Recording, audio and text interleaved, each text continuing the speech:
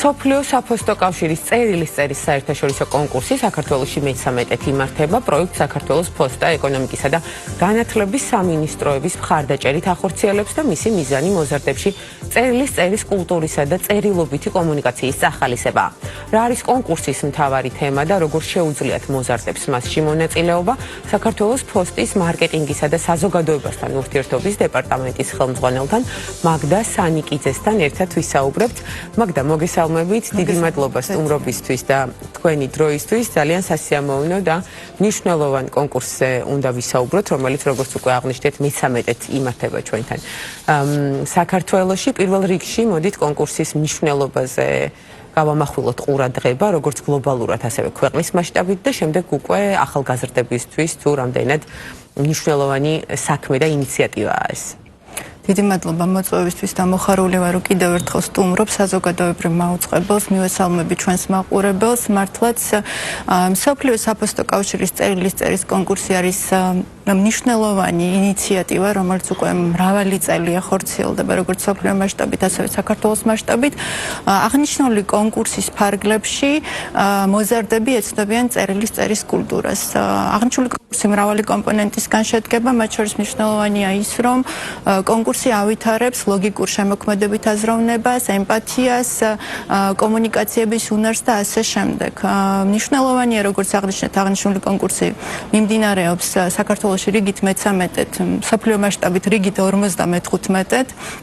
საფუძველი ჩაეყარა 1971 წელს ტოკიოს კონგრესზე და მას შემდეგ 192 ქვეყნის საფოსტო ოპერატორი ადგილობრივ დონეზე თავიანთ ქვეყნებში მართავენ კონკურსს. საქართველოში საქართველოს ფოსტა როგორც დანიშნული ოპერატორი და შესაბამისად შემდეგ სხვადასხვა ქვეყნებში გამარჯვებული კონკურსანტები, მათი წერილები იგზავნება უკვე მსოფლიო საფოსტო კავშირის სათაოფისში, ქალაქ ბერნში და 9 ოქტომბერს ეს არის ფოსტის მსოფლიო დღე, როდესაც გამოირჩევა ის ერთი განსაკუთრებული წერილი და ის ერთი განსაკუთრებული ხმა, იმ ერთი განსაკუთრებული თემით, იმისათვის რომ მსოფლიოს მივაწვდინოთ.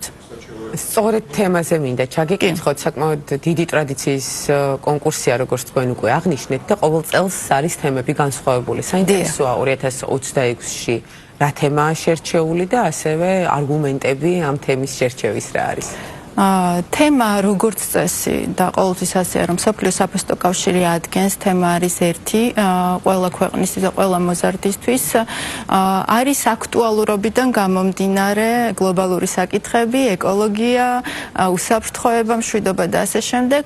ამჯერადაც ძალიან საინტერესო თემა არის მისწერე წერილი, მეგობრებო, თუ რამდენად მნიშვნელოვანია ციფრული ტექნოლოგიების ეპოქაში ადამიანური ურთიერთობები. კი ბატონო, და ახლა მოდით ჩვენს მაყურებელს და მოზარდებს, რომლებიც გვიყურებენ და შეუძლიათ ამ კონკურსში მონაწილეობა, კონკურსის პირობები ცოტა უფრო ვრცლად გავაცნოთ.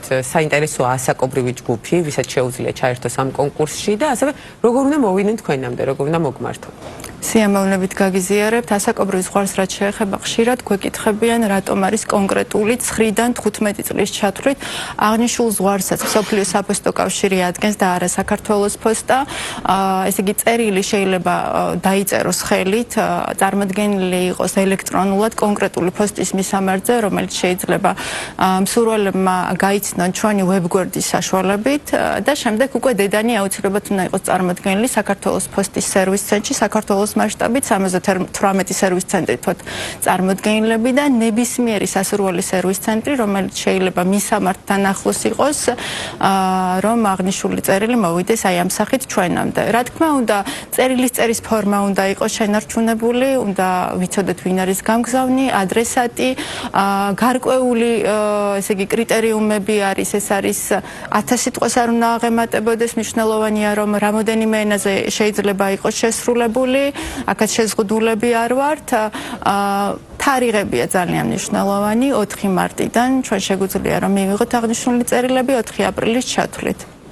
საინტერესოა, სად შეუძლიათ მოიძიონ მოზარდებმა, ვისაც აქვს სურვილი კონკურსში მონაწილეობის, იმ კრიტერიუმებზე ინფორმაცია, რომელიც არის მკაცრად დადგენილი და განსაზღვრული, საქართველოს ფოსტის პროდუქტიული იყოს მათი დაწერილი წერილი. საქართველოს პოსტის ვებგვერდზე, ოფიციალურ ვებგვერდზე და ასევე სოციალური ქსელის საშუალებით, ჩვენი გვერდის საშუალებით, სადაც დეტალური ინფორმაცია არის მოწოდებული და აღვნიშნე, როდესაც დავიწყე საუბარი, რომ რამოდენიმე კომპონენტისგან შედგება აღნიშნული კონკურსი, მნიშვნელოვანია, რომ იმის გარდა ის მახასიათებლები, სადაც შეუძლიათ მოიძიონ მოზარდებმა, ვისაც აქვს სურვილი კონკურსში მონაწილეობის, იმ კრიტერიუმებზე ინფორმაცია, რომელიც არის მკაცრად დადგენილი და განსაზღვრული, საქართველოს პოსტის ვებგვერდზე მათი დაწერილი წერი. საქართველოს პოსტის ვებგვერდზე, ოფიციალურ ვებგვერდზე და ასევე სოციალური ქსელის საშუალებით, ჩვენი გვერდის საშუალებით, სადაც დეტალური ინფორმაცია არის მოწოდებული და აღვნიშნე, როდესაც დავიწყე საუბარი, რომ რამოდენიმე კომპონენტისგან შედგება აღნიშნული კონკურსი, მნიშვნელოვანია, რომ იმის გარდა ის მახასიათებლები, რომლებიც შეიძლება წერილობითმა კულტურამ ჩამოაყალიბოს მოზარდში, მნიშვნელოვანი არის ის, რომ აღნიშნული კონკურსის საშუალებით ჩვენ მოზარდებს ვაძლევთ შესაძლებლობას, რომ ჩაერთონ საერთაშორისო გლობალურ აქტუალურ საკითხებში მსოფლიოს მიაწვდინონ ხმა, რაც რა თქმა უნდა მათ მომავალ წარმატებას ხელს შეუწყობს, ეს არის პასუხისმგებლიანი და აქტიური მოქალაქის ჩამოყალიბება. კი ბატონო და საინტერესოა ახლა შეფასების კრიტერიუმებიც, ნამუშევრების შეფასება როგორ ხდება უკვე საერთაშორისო დონეზე და რა გზას გადის ქართველი მოზარდების მიერ დაწერილი წერილები საკონკურსო პირობებში. აღვნიშნავ და ძალიან მოხარული ვარ, რომ ჩართულობა არის აქტუალური და აქტიური ძალიან 1500-მდე მოზარდმა მიიღო გასულ წელს მონაწილეობა და ვერ გამოვყობ ვერც ერთ რეგიონს, ეს არის დედაქალაქი და აბსოლუტურად ყველა რეგიონი და რა გზას გადის თათია როგორც მკითხეთ. პირველ რიგში აღნიშნული წერილებს კონკრეტული ჟიური ადგილობრივ დონეზე ეცნობა და გამოარჩევს იმ განსაკუთრებულ წერილს, შემდეგ უკვე იგზავნება ქალაქ შვეიცარიაში და 9 ოქტომბერს უკვე საერთაშორისო ჟიური ირჩევს იმ ერთ გამოვლენილ გამარჯვებულს. საინტერესო როგორია წარსული წლების გამოცდილება, უკვე მე-13 იმართება ჩვენს ქვეყანაში და ასევე ჩართულობის მაჩვენებელი რამდენად მზარდია წლიდან წლამდე. წლიდან წლამდე ჩართულობის მაჩვენებელი არის ძალიან მზარდი, 1500 მოზარდი ვახსენე წინა წელს და დარწმუნებული ვარ წელს რაოდენობას ბავშვების მონაწილეობის სურვილების გაიზრდება. რაც შეეხება წარმატებას, აუცილებლად უნდა აღვნიშნო, გასულ წელს ჩვენ 5-ეულში მოვხვდით მსოფლიო საფოსტო კავშირმა გამოავლინა ქართველი ბავშვი გვანცა ართმელაძე ხულოს მუნიციპალიტეტიდან, სკოლიდან, რომლის წერილიც განსაკუთრებული მნიშვნელობის იყო ემოციურობით დატვირთული. კი ბატონო და საინტერესო იქნება თქვენგან რჩევის მოსმენაც, თუ რა რჩევას მისცემთ ახალგაზრდებს, რომლებიც პირველად ერთვებიან ამ კონკურსში და საინტერესოა გასულ წლებში იმ ახალგაზრდებს, რომლებსაც უკვე აქვთ მონაწილეობა მიღებული, თუ შეუძლიათ რომ კვლავ ჩაერთონ.